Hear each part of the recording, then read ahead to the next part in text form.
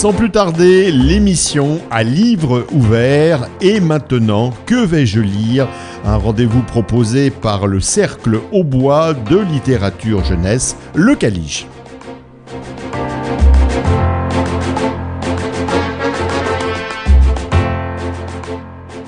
Bonjour, Anne-Marie et moi sommes toujours aussi ravis de vous retrouver pour vous parler de littérature jeunesse. Surtout qu'aujourd'hui, l'album que je vous propose est des plus jouissifs. Je me suis bien amusée, et pour le texte et pour l'illustration.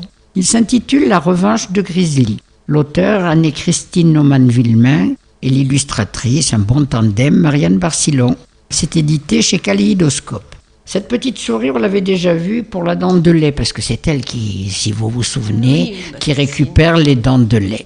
Et elle a toujours son ennemi juré, Grizzly, le gros chat. Léocadie Tagada, notre petite souris collectionneuse de dents de lait, se trouve confrontée une nouvelle fois à son ami héréditaire, le chat Grizzly. Bien décidé à avoir sa revanche, celui-ci fait paraître l'annonce suivante. Moi, Wonder Mulot, vends ma plus belle dent de lait. Discrétion assurée. Arrivera-t-il à ses fins ? Quel plaisir de retrouver nos deux héros, si bien croqués par Marianne Barcillon. Une illustration très fine, jamais avare de détails, rehaussant leurs qualités ou leurs défauts, reconstituant des décors précis, tel le cabinet du dentiste. L'humour est constant et l'on espère une nouvelle aventure bientôt. Grizzly en avait croqué des souris, des dodus, des molles qui couraient vite, des escaladeuses. Mais une seule l'intéressait vraiment. Léonie Tagada, dite la petite souris, la seule, l'unique, la vraie. Celle qui apporte des bonbons aux enfants qui ont perdu une dent. Celle qui collectionne les dents de lait du monde entier. Celle qu'il avait bien failli déguster l'année dernière. Un échec cuisant, une vexation considérable, un souvenir affligeant. Mais Grizzly était prêt pour la revanche. À nous deux, Léonie Tagada, ce coup-ci je te croquerai. Dans la Gazette des petites bêtes, Grizzly fit paraître une petite annonce dont il n'était pas plus fier. C'est moi, Wonder Mulot, je vends ma dent de lait la plus belle, discrétion assurée, écrire au journal qui transmettra. Léocadie, qui prenait le petit déjeuner en famille en lisant son journal préféré. Elle entra aussitôt en ébullition. Une dent de lait de Wonder Mulot, son héros, son idole. Wonder Mulot et son matériel ultra perfectionné, lanceur de boulettes à percussion, lasso électrique avec turboréacteur, arbalète à gruyère. Wonder Mulot, le plus beau, le plus fort. Elle avait déjà une molaire de Tarzan, qu'il s'était cassée sur une noix de coco. Une de Dracula lors d'un repas à la pizzeria, la Mama Pasta. Une du Père Noël avec une grosse carie de dents. Mais une dent de Wonder Mulot, voilà qui compléterait à merveille sa collection. Elle répondit donc à la petite annonce. Collectionneuse avertie, désirerait ardemment acheter la dent de Wonder Mulot, preuve de son authenticité demandée. Authenticité, mais qu'est-ce que ça veut dire, ce gros mot-là, demanda Grizzly. Ça veut dire qu'elle n'est pas débile, mon pote, lui expliqua Moumoute, le chat de la concierge. Ouais, il va falloir être malin, ajouta Malo, le chat de l'instituteur du dessus. Grizzly et ses amis s'installèrent dans la bibliothèque du dentiste avec des dictionnaires et rédigèrent cette annonce. Je sous-signais, Wonder Mulot certifie que ma dent est authentique. C'est vrai de vrai, je l'ai perdue en mordant un crocodile en Afrique. Cependant, Léocadie n'était pas tout à fait convaincue. Elle s'était déjà fait avoir le jour où elle avait acheté contre 3 caramels au beurre salé la fameuse dent de l'ogre Krapouchnik, qui n'était en fait qu'un vulgaire caillou trempé dans de la sauce tomate. Eh ben oui, même les animaux ont de l'imagination. Elle libella donc une nouvelle requête. Chers collègues admirés Wonder, loin de moi l'idée de douter de votre bonne foi. Mais auriez-vous l'obligeance de joindre une photographie de votre dent ? Amitié Léocadie. Ah là, mais quelle enquiquinesse celle-là, j'ai mis Grizzly. Bon, les gars, vous avez une idée ? Non, répondit Moumoute. Pas mieux, soupira Malo. Bon sang, mais c'est bien sûr, s'écria Grizzly. On est chez un dentiste ou pas ? Des dents, on en a à l'appel. Oui, mais pas une dent de Wonder Mulot, protesta Malo. Non, mais des dents des 2 enfants humains, on en a plein. Il en faut une toute riquiquite aussi, suggéra Moumoute. Mais on a ça. Souviens-toi, Rogette, la toute petite qui avait mordu le dentiste. Mais oui, sa dent est là. Suffit de la limer un peu avec le bidule à gratouiller, de la découper un peu avec le machin à zingouigouiter, et voilà. La semaine suivante, parut dans la Gazette du collectionneur la petite annonce suivante. « Cher, très cher ami, si joint le cliché de ma dent. J'avoue que je suis un peu vexé de devoir protéger ainsi ma bonne foi. Entre amis, ça ne se fait pas. » Aussitôt, Léocadie répondit « Cher Wonder Mulot, mille pardons. Je ne doute pas de votre auguste parole. Mais hélas, j'ai déjà été victime d'un malotru par le passé. La photo est un peu floue, mais on dirait bien une dent de souris. Alors vous avez ma confiance. Quelle année le prix, je vous prie ?» « Ça veut dire quoi, le prix, je vous prie ?» demanda Moumoute en scratch-counant de ses griffes le canapé de la salle d'attente. « On s'en moque. Elle veut savoir combien ça coûte, c'est tout, » expliqua Malo. « Ben, rien du tout, bébé ta grizzly, puisque ce qu'on veut, c'est boulotter la souris. »« Ben oui, mais si tu lui dis, elle va comprendre, » objecta Malo. « Ah, t'es pas bête, toi. Et puis ne lui donne pas rendez-vous ici, sinon elle va se douter. »« Ah, exact. Ah, quelle équipe, mes potes, on est trop malins, on va la rouler dans la farine, » s'enthousiasma Grizzly. « Des génies qu'on est, » ajouta Moumoute. « Ma tendre amie, ma dent coûte 8 croquettes au thon et demi. Je vous fais un tarif spécial car j'ai hâte de vous rencontrer. » « Mon très cher Wonder, c'est un tarif qui me convient tout à fait. Où? Quand? Je me réjouis de vous rencontrer, ô mon héros.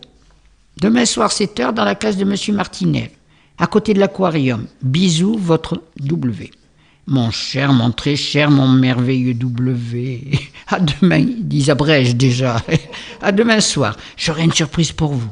Votre dévouée admiratrice et bientôt, je l'espère, votre amie Léocadie. Allez, je vous lis la fin parce que ça vaut le coup. Anne-Marie attendra un peu, n'est-ce pas? Dans le noir complet, à l'heure de l'échange, se dessinaient des silhouettes étranges, tapis côte à côte de l'aquarium. Léocadie s'avança innocente dans la pénombre. « Êtes-vous là, mon ami ?» chuchota-t-elle. « Oui, je suis là, c'est moi, Wonder Mulot, souffla Grizzly de sa voix la plus douce. » Courageusement, Léocadie s'avança. « Ha ha ha ha, je te tiens, souris. Ha ha. Oh les mains !» cria Léocadie. « Miam, miam, miam !» rigola Grizzly. Alors Léocadie tira. À cet instant, Wonder Mulot sortit de l'ombre. « On m'appelle? On a besoin de moi? C'est une mission pour Wonder Mulot? »« Oh, Wonder Mulot, vous êtes venu. Oui, je n'aime pas beaucoup qu'on se le fasse passer pour moi. Mais comment avez-vous fait? Je vous avais apporté un cadeau, un pistolet de projection à shampoing qui pique. Et puis je me méfiais quand même un peu. Des croquettes au thon, ça m'étonnait de vous. J'ai lu dans Ici Souris que vous n'aimiez pas le poisson. Vous êtes délicieusement futée, si mignonne. Merci pour ce précieux cadeau. Oh, rien n'est trop beau pour vous, mon cher Wonder. » Et voilà la dernière annonce dans le journal. Léocadie Tagada, petite souris de profession, et Wonder Mulot, super-héros, ont la joie de vous faire part de leur mariage à la mairie de Camembert-sur-Biscotte, sous les applaudissements des 82 enfants de Léocadie. Nous souhaitons beaucoup de bonheur aux jeunes époux et qu'ils mettent au moins 200 petits. C'est adorable. Oui, mais pas chez moi, les 200 petits. Non, ah ben ça, oui, là. Ailleurs. Dans le livre. Dans le Pour livre. Une prochaine aventure. Dans le livre. Alors, chat et souris, c'est quand même un couple qui fonctionne à chaque fois. Oh, ces deux-là surtout. Puis, alors, l'illustration, elle est géniale. Alors, moi, je vous propose Philibert Merlin, apprenti enchanteur. C'est de Gladys Constant, aux éditions du Rouergue, dans la collection de la Kodak. Non, ce n'est pas un conte où apparaîtrait Merlin l'enchanteur avec sa grande barbe blanche. Non, non, non. Non, c'est un roman moderne. Et Monsieur Merlin est chirurgien cardiaque. C'est un roman qui nous parle plutôt de la difficulté de trouver une place dans une fratrie plus que brillante. Et c'est bien là le problème de Philibert, 7e enfant de la famille Merlin. Pourtant, ce n'est pas faute d'avoir essayé toutes sortes de talents possibles. Et des essais, il en a fait, qui l'ont tous amené à l'échec. Alors, Philibert est-il un enfant plus que normal? A-t-il un contre-don? Où trouvera-t-il sa voie? Et laquelle? Venez la découvrir, vous serez surpris de la réussite de Philibert.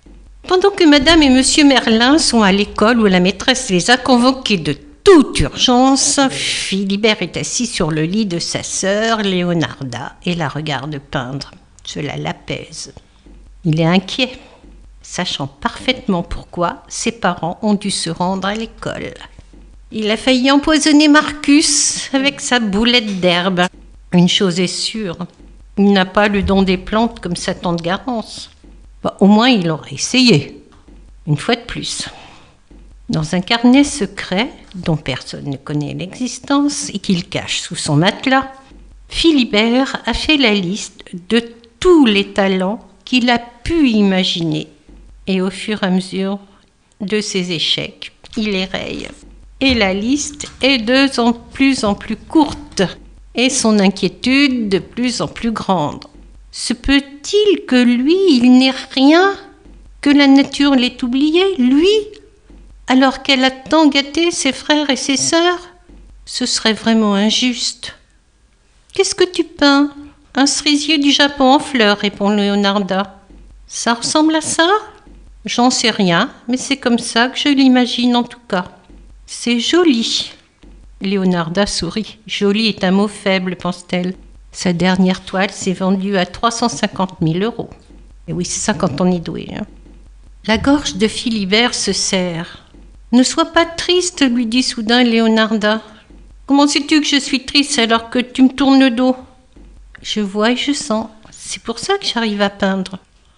À quel âge as-tu découvert ton don, Nana? À la maternelle. Si tôt? C'était facile, tu sais, à la petite école, on se fait dessiner les enfants, tous les enfants.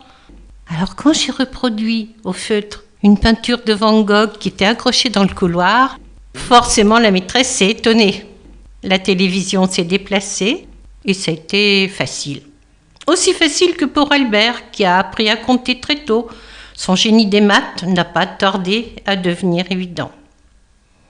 Il a eu la médaille Fields à 18 ans, soupire Philibert en songeant à cette prestigieuse récompense internationale. Ne jalouse pas ton frère. Philibert aimerait bien ne pas être jaloux.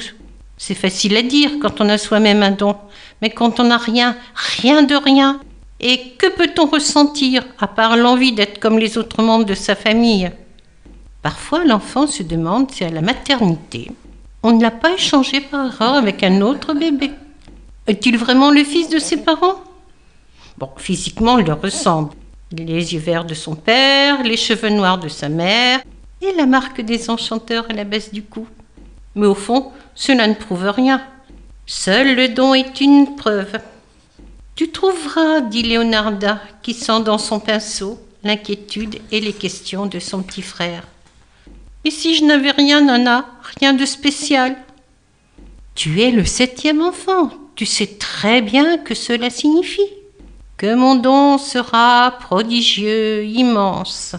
Et pourtant, allez, réfléchis, dit Leonarda, ton don sera plus exceptionnel que le nôtre.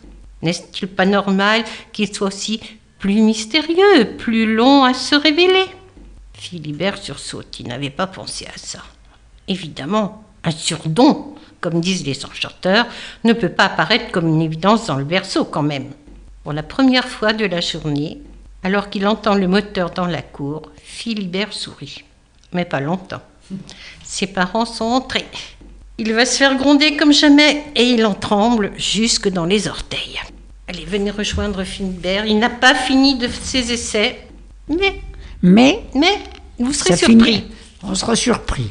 Voilà, c'est ça, on nous appâte et on ne veut pas nous dire. Ah non. Il faut aller jusqu'au bout de la lecture. Ah, oh, tout à fait. Oui. C'est pour ça que je ne demande pas, mais je suis curieuse. Je te le prêterai. Je vais aller le lire. Illico. C'est super. Alors, si c'est super, n'hésitez pas, précipitez-vous sur votre page Facebook pour revivre les petits moments que nous venons de passer avec vous, avec toujours autant de plaisir. Bonne fin de semaine et à très bientôt.